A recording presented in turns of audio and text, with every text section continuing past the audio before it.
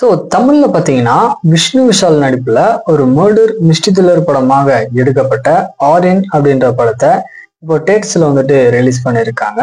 இந்த படத்தோட ரிவ்யூ பத்தி தான் இந்த வீடியோல பார்க்க போறோம். சரி, கதை அப்படின்னு பார்க்கும்போது இந்த படத்தோட ஸ்டார்டிங்ல ஒரு லைட் டெலிகாஸ்ட் ஷோல ரைட்டரா இருக்க நம்ம செல்லுராகவன் அந்த ஷோக்கு ஒரு ஆடியன்ஸா போறாரு. ஷோ லைவ் டெலிகாஸ்ட் ஆயிட்டு இருக்கும் போது திடீர்னு அங்க இருக்கிற எல்லா ஆடியன்ஸுமே கன் பாயிண்ட்ல ஆஸ்டேஜா புடிச்சு வச்சுக்கிட்டு இத மாதிரி தொடர்ந்து 5 நாள்ல சீரியல் கில்லிங் நடக்க போகுது, ஸோ அதை முடிஞ்சா தொடர்ந்துக்கோங்க அப்படின்னு சொல்லிட்டு இவர் பாத்தீங்கன்னா சூசைட் பண்ணிக்கிறாரு. ஸோ இதுக்கப்புறம் இந்த கேஸை இன்வெஸ்டிகேஷன் பண்றதுக்காக நம்ம படத்தோட ஹீரோவான விஷ்ணு விஷால் பாத்தீங்கன்னா கிளம்புறாரு. இதுக்கப்புறம் நடக்கக்கூடிய சம்பவங்கள்லாம் என்ன, உண்மையிலே இவங்க எல்லாருமே எதுக்காக இறந்து போறாங்க, கடைசியா நம்ம ஹீரோ இந்த கேஸை கிராக் பண்ணாரா இல்லையா அப்படின்றதுதான் இந்த படத்தோட ஸ்டோரியா இருக்கு. ஆக்சுவலா இந்த படத்தோட ஸ்டோரியே பாத்தீங்கன்னா கொஞ்சம் வித்தியாசமா இருக்கும்.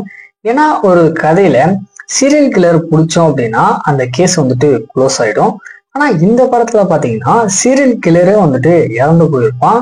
ஸோ அது கொஞ்சம் புதுசா இருந்துச்சு பாக்குறதுக்கு. தென் இவங்க எல்லாருமே எதுக்காக இறந்து போறாங்க அப்படின்ற அதுக்கான ரீசன் ஒரு நல்ல சோசியல் மெசேஜா இருந்துச்சு அப்படின்னே சொல்லலாம். அதுக்கப்புறம் நம்ம விஷ்ணு விஷாலுடைய ஆக்டிங்கா இருக்கட்டும், தென் அந்த இன்வெஸ்டிகேஷன் பண்ணக்கூடிய சீக்வன்ஸுமே பாத்தீங்கன்னா நல்லா இன்ட்ரெஸ்டிங்காவே கொண்டு போயிருந்தாங்க. இந்த பக்கம் டெக்னிக்கல் சைடு அப்படின்னு பார்க்கும்போது சரி, பேக்ரவுண்ட் மியூசிக்ஸ் அந்த சவுண்ட் எஃபெக்ட் எல்லாமே பாத்தீங்கன்னா தரமா பண்ணியிருக்காங்க.